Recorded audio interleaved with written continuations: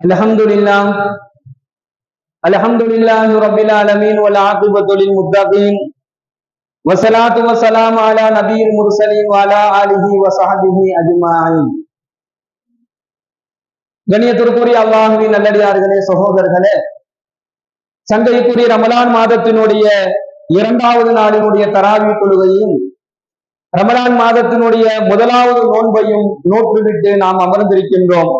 எல்லாம் வல்ல இறைவன் நாம் வைத்த நம்முடைய நோன்பையும் நாம் தொழுத நம்முடைய தொழுகையையும் இந்த நோன்பை வைத்து நாம் கேட்ட நம்முடைய துஆக்களையும் எல்லாம் வல்ல இறைவன் பரிபூர்ணமாக அங்கீகரித்துக் கொள்வானாக.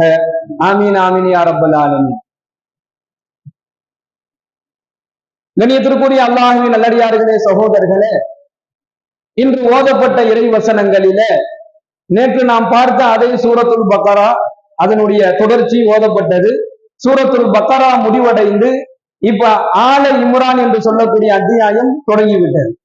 இப்ப இந்த சூரத்துல் பக்கராவுல நேற்று நாம பார்த்தோம் என்னென்ன படிப்பினைகளை அல்லாஹ் சொல்லி வந்தான். அல்லாஹ் எதை சொன்னானோ அதை அடியா நிறைவேற்றணும். அதுதான் இந்த சூறாவினுடைய முக்கியமான விஷயம். இன்று ஓதப்பட்ட இறை வசனங்கள்ல எதை பத்திலாம் அல்லாஹ் பேசினா அப்படின்னு சொன்னா நாம் சுருக்கமாக பார்க்க வேண்டும் என்று சொன்னால் எதை பத்திலாம் அல்லாஹ் சொல்றானா, அல்லாஹ் அத்திமுல் ஹஜ்ஜவல் உம்ரத்தல் இல்லா, நீங்க ஹஜ்ஜையும் உம்ராவையும் அல்லாஹ்வுக்காண்டி நிறைவேற்றுங்கம்மா. இன்று ஒரு வசனம் வந்துச்சு. அந்த வசனத்துல அல்லாஹ் ரொம்ப அழகா சொல்றான், அத்திமுல் ஹஜ்ஜ ஒரு உம்ரத்தல் இல்லா, நீங்க ஹஜ்ஜு செஞ்சாலும் உம்ரா செஞ்சாலும் அது அல்லாஹ்வுக்காண்டி தான் செய்யணும். இன்னைக்கு வருஷம் ஒரு ஆள் ஹாஜியார் ஹஜ்ஜுக்கு போயிட்டு வராரு. நாம வருஷம் ஹஜ்ஜுக்கு போற ஹாஜியாரும் நம்மளை எல்லாம் சொல்லணுங்கிறதுக்காக வேண்டி பல ஹாஜியார்கள் ஹஜ்ஜுக்கு போறதை நம்ம பார்க்கணும். இல்லைன்னா தனக்கு முன்னாடி அந்த ஹாஜின்னு ஒரு பட்டம் வரணும் அப்படிங்கிறது ஒரு ஆசையா இருக்கு நிறைய பேருக்கு. அதுவும் கொஞ்சம் பணம் காசு சேர்ந்து போச்சு அப்படின்னு சொன்னா நம்மளை சும்மாலாம் பேர் சொல்லக்கூடாது, நமக்கு முன்னாடி ஒரு பேரை சொல்லணும். அப்ப இந்த ஹாஜியாருங்கிற பதவி படிப்பு இல்லாம கிடைச்சு போயிடும். ஹஜ்ஜுக்கு போயிட்டு வந்தா ஹாஜியாருங்கிற பேர் கிடைச்சு போயிடும். அதனால என்ன செய்யறது, ஹஜ்ஜு செய்யக்கூடிய ஒரு சூழலை பார்க்கணும். எல்லா மக்களும் இல்ல, சில மனிதர்களிடத்துல இந்த மாதிரி தவறான எண்ணங்கள் இருந்துச்சு அப்படின்னு சொன்னா ஹஜ்ஜுக்கு போயிட்டு வர்றதுங்கிறது சாதாரண விஷயம் இல்லை. இன்னைக்கு கிட்டத்தட்ட 8 லட்சம் ரூபாய் செலவாகும். ஒரு 8 லட்சம் ரூபாய் பணத்தை நம்ம செலவு பண்ணி போறது முழுக்க முழுக்க அல்லாஹ்வுக்காக வேண்டி இருக்கும். ஒரு உம்ரா செய்வதற்கு இன்னைக்கு நாம ரொம்ப வசதியா எந்த விதமான பிரச்சனையும் இல்லாம நிம்மதியா போய் செஞ்சுட்டு வரலாம், குறைஞ்சது 1.5 லட்சம் ரூபாய் ஆகும். அப்ப இவ்வளவு ஒரு பொருளாதாரத்தை செலவு செய்யும் பொழுது அதுல என்ன இருக்கணும் அப்படின்னு சொன்னா அதுல அல்லாஹ் இருக்கணும். அது ஹஜ்ஜு செய்தாலும் உம்ரா செய்தாலும் நீங்க அதை அல்லாஹ்வுக்காண்டி செய்யுங்க அப்படிங்கிற ஒரு தகவலை என்று ஓதப்பட்ட வசனத்துல அல்லாஹ் சொன்னான். அடுத்து சொன்னான் நோன்பை பற்றி அல்லாஹ் சொன்னான். யாரெல்லாம் நோன்பை விடலாம், நோன்பை விடுவதற்கு யாருக்கெல்லாம் அனுமதி. நாம நேற்று சொன்ன மாதிரிதான் பயணத்தில் இருக்கக்கூடியவங்க, நோயாளிகள், இந்த மாதிரி ஆட்கள் என்ன செய்யலாம், நோன்பை விட்டுக் கொள்ளலாம். எல்லா பயணத்துல இல்ல, நோயாளியாவும் இல்ல, ஏதோ ஒரு சொல்ல ஒருத்தர் நோன்பை விட்டுட்டாருன்னா அவர் என்ன பரிகாரம் பண்ணணுங்கிறத எல்லாம் சொல்றான். ஒரு நோன்பை நன்றாக விளங்கிக் கொள்ள வேண்டும் சகோதர சகோதரிகளே. ரமலான் மாதத்தினுடைய ஒரு நோன்பை ஒருவர் ஆரோக்கியமான நிலையில விட்டுட்டார் அப்படின்னு சொன்னா அந்த ஒரு நோன்பிற்கு பகரமாக அவர் செய்ய வேண்டிய பரிகாரத்தை பற்றி ஸல்லல்லாஹு அலைஹி வஸல்லம் சொல்லும் பொழுது தொடர்ந்து 60 நாட்கள் நோன்பு வைக்க வேண்டும் என்பதாக சொல்றாங்க. அதனுடைய பரிகாரம் ஆரோக்கியமான நிலையில் ரமலானுடைய மாதத்துல ஒரு நோன்பு விட்டா ரமலான் அல்லாத காலங்களில் தொடர்ந்து 60 நோன்பு வச்சாதான் இந்த ஒரு நோன்புடைய நன்மை. இல்ல அப்படின்னு சொன்னா அவர் ஏழைகளுக்கு உணவு கொடுக்கணும். அவரு ஏழைகளுக்கு உணவு கொடுக்கணும். இத்தனை ஏழைகள் 30 60 ஏழைகளுக்கு என்ன செய்யணும், அவரு உணவு கொடுக்கணும். இதெல்லாம் பரிகாரம். எல்லா விதமான ஆரோக்கியமான நிலையில இருந்து நோன்பை விட்டுட்டா இந்த பரிகாரத்தை நீங்க தேடிக்கொள்ளுங்க என்பதாகவும் சொல்லப்பட்டது. அடுத்த முக்கியமான ஒரு விஷயம் அல்லாஹ் என்று ஓதப்பட்ட வசனத்தில் அல்லாஹ் பதிவு செய்யறான். இது முக்கியமாக நம்முடைய பயன்பாட்டிலேயே நம்முடைய வாழ்வாதாரத்துல குறிப்பாக நம்முடைய பொருளாதாரத்துல இந்த செயல் உள்ள வந்துருச்சு. இதை பத்தி அல்லாஹ் எப்படி நமக்கு எச்சரிக்கிறாங்கிறதையும் நம்ம கொஞ்சம் கவனமா பார்க்கணும். அல்லாஹ் சொல்றான் யமஹகுல்லாஹு ரிபா, ஒரு விஷயத்த அல்லாஹ் அழிச்சிடுவேங்கிறான், இன்னொரு விஷயத்த அல்லாஹ் நான் உருவாக்குவேங்கிறான், அதாவது வளர்ச்சியை கொடுப்பேங்கிறான். ஒரு விஷயத்துல மனிதர்களை உங்களுக்கு நான் அழிவை ஏற்படுத்திடுவேன். அந்த ஒரு விஷயத்தை எந்த மனிதர் செஞ்சாலும் அதன் மூலமாக அவருக்கு அழிவு என்பது நிச்சயம், அவருக்கு அழிவு தான் வரும். ஆனா ஒரு விஷயத்தை என்னுடைய அடியான் ஒரு மனிதனை செஞ்சுட்டான் அப்படின்னு சொன்னா அவனுக்கு அதுல வளர்ச்சியை நான் கொடுக்கிறேன். 2 தகவலை அல்லாஹ் சொல்றான். அதுல முதலாவது விஷயம் யமஹகுல்லாஹு ரிபா, அல்லாஹ் சொல்றான் நான் வட்டியை அழித்து விடுவேன் என்பதாக அல்லாஹ் சொல்றான்.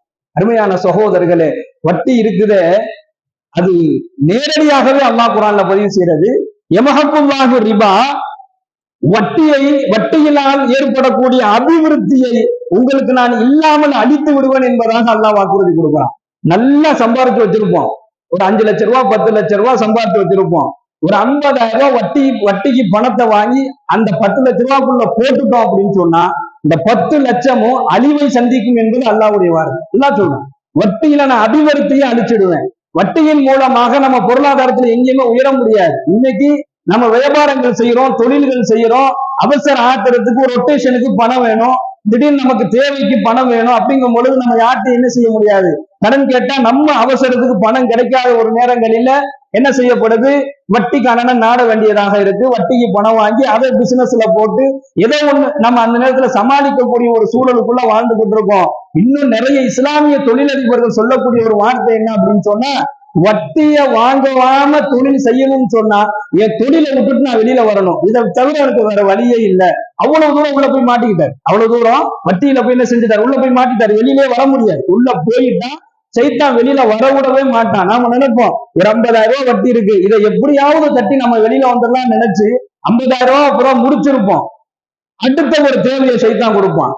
என்ன செய்வான், திரும்பி திரும்பி திரும்பி அதை என்ன செய்யும், வந்துகிட்டே இருக்கும். ஆனா அல்லாஹ் சொல்றான், யமஹக்குல்லாஹு ரிபா, உங்களுக்கு வட்டியில நான் அபிவிருத்தி இல்லாமல் அழித்து விடுவேன் என்பதாக சொல்றான். அல்லாஹ் பாதுகாக்க வேண்டும். அல்லாஹ் நம்முடைய பொருளாதாரத்துல பறக்கத் தரக்கூடிய அந்த நிலையை அல்லாஹ் ஏற்படுத்தி தர வேண்டும்.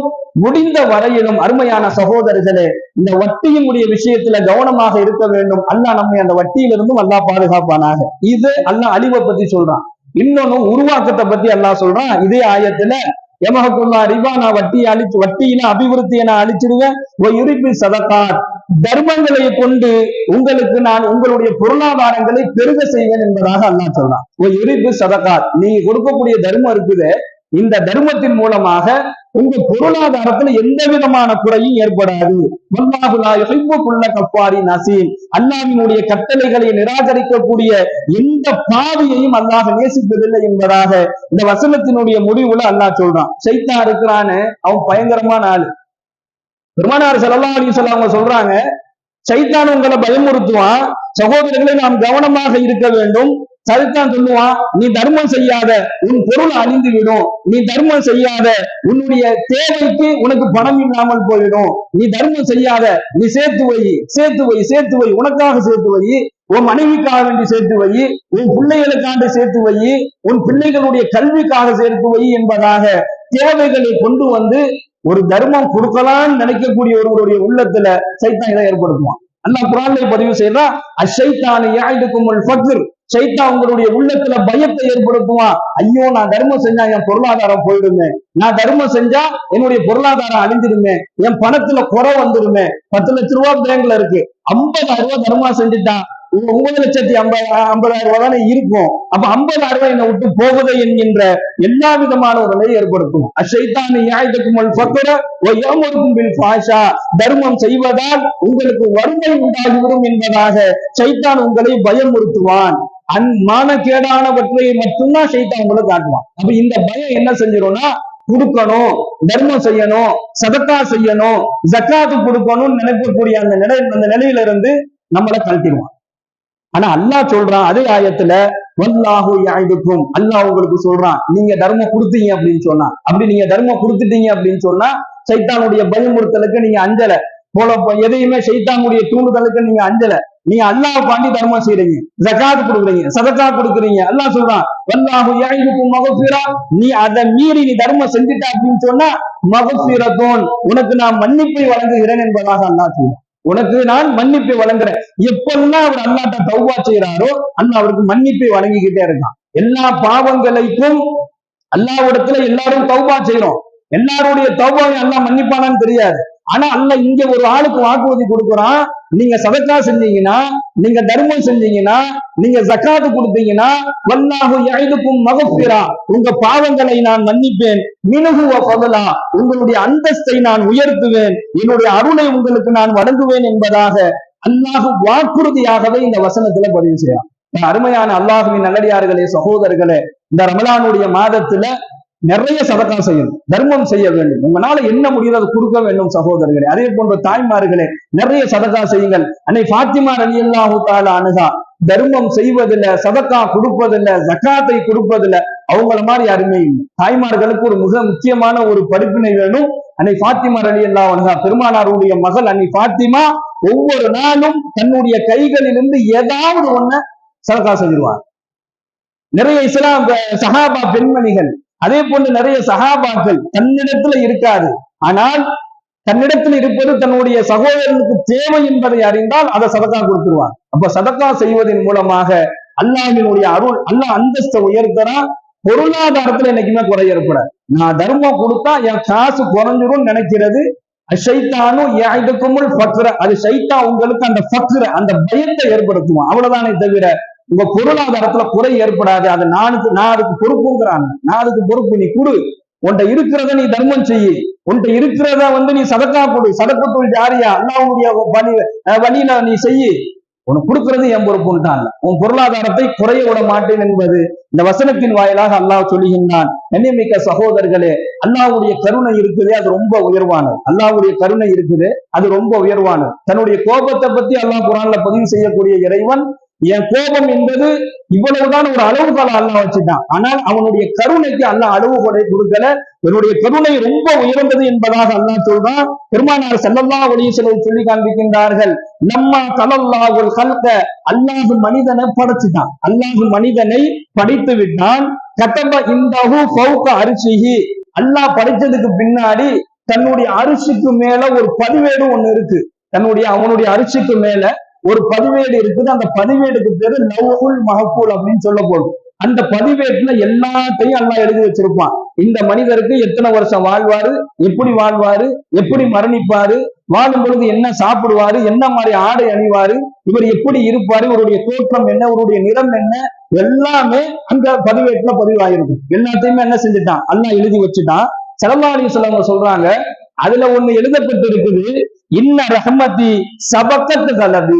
அதுல அல்லாஹ் எழுதி வச்சிருக்கிறானா, என்னுடைய கோபம் என்னுடைய கருணையை மிஞ்சி விட்டது என்பதாக, என்னுடைய கோபத்தை விட என்னுடைய கருணை உயர்ந்து விட்டது என்பதாக அல்லாஹ் பதிவு செஞ்சு வச்சிருக்கான். அதனால அல்லாஹ்வினுடைய கோபம் ரொம்ப குறைவு, அவனுடைய கருணை தான் ரொம்ப அதிகம். இந்த ரமலானுடைய மாதத்துல எவர் ஒருவர் நோன்பு வச்சுட்டு அல்லாஹ்வை கையேந்திராரோ அவருக்கு அளவற்ற கருணையை அல்லாஹ் வழங்குகின்றான். அந்த கருணையை பெறக்கூடிய மக்களாக எல்லாம் வல்ல இறைவன் நம் அனைவரையும் ஆக்கி அருள் புரிவானாக.